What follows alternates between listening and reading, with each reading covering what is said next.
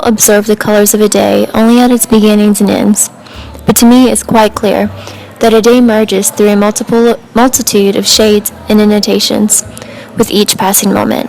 A single hour can consist of thousands of different colors: waxy yellows, cloud spot blues, murky darkness. In my line of work, I make it a point to notice them. I wanted to tell the book thief many things about beauty and brutality, but what could I tell her about those things that she didn't already know? I wanted to explain that I am constantly overestimating and underestimating the human race, that rarely do I ever simply estimate it.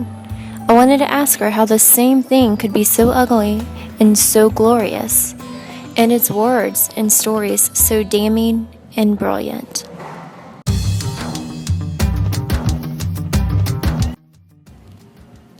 Elizabeth is the only friend I have left. The others are in homes or graves. She's a fan of these running about selling thing programs and has a hope for one day finding a disregarded treasure. She buys all sorts of hideous plates and vases from charity shops, her fingers crossed for a fortune.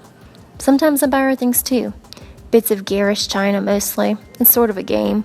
Who can find the ugliest piece of pottery at the charity shop? Rather childish, but I've begun to find that being with Elizabeth, laughing with her, is the only time I feel like myself. I have an idea that there was something I had to remember about Elizabeth. Perhaps she wanted me to go get her something, a boiled egg or some chocolate.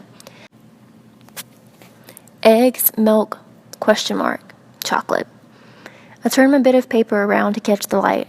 There's a glossy cardboardy smell in the shop, and it's like being in the larder at home. Eggs, milk, chocolate. Eggs, milk, chocolate. I say the words, but I can't quite think of what the things look like.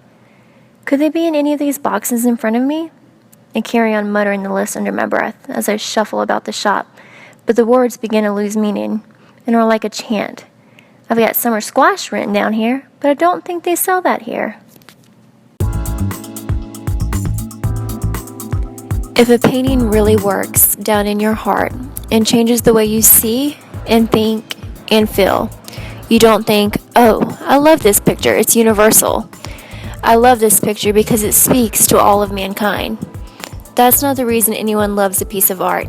It's a secret whisper from an alleyway. Psst, you.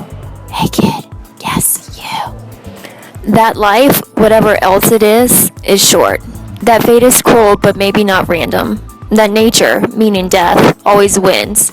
But that doesn't mean we have to bow and grovel to it. That maybe, even if we're not always so glad to be here, it's our task to immerse ourselves anyway. Wade straight through it. Right through the cesspool, while keeping eyes and hearts open. And in the midst of our dying, as we rise from the organic and sink back ignominiously into the organic, it is a glory and a privilege to love what death doesn't touch.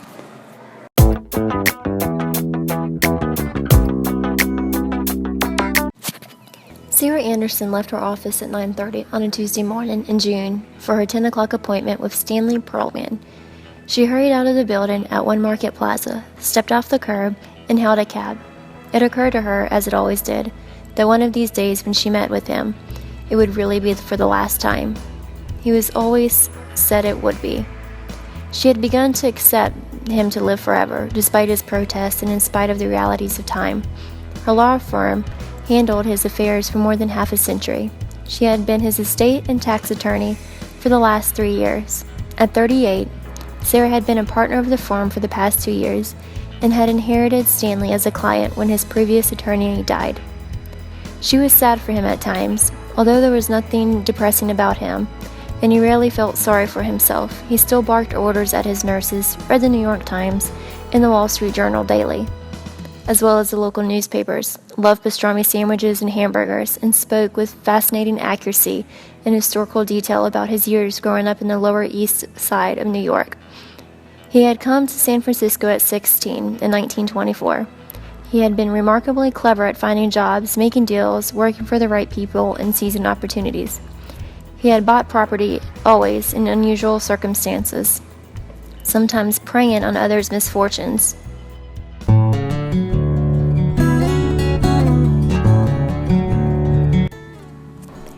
Ye are blood of my blood, and bone of my bone. I give ye my body, that we two might be one. I give you my spirit, till our death shall be done. People disappear all the time. Ask any policeman. Better yet, ask a journalist.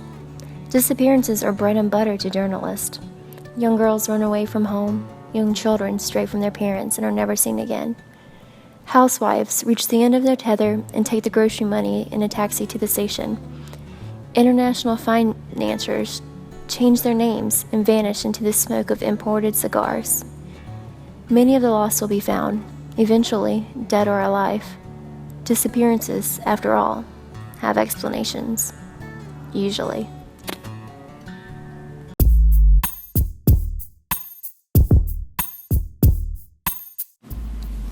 Crap, she muttered under her breath, her heart sinking. She didn't have AAA. And though her father had taught her how to change a tire back when she learned to drive, she wasn't sure that her spare was functional, or if she even had a jack. Whatever the hell it was, she needed to change the flat. Now what? She could go inside and ask for help, or take a cab, but where? Whether she liked it or not, she'd have to depend on the kindness of strangers. Need help? A rough voice asked.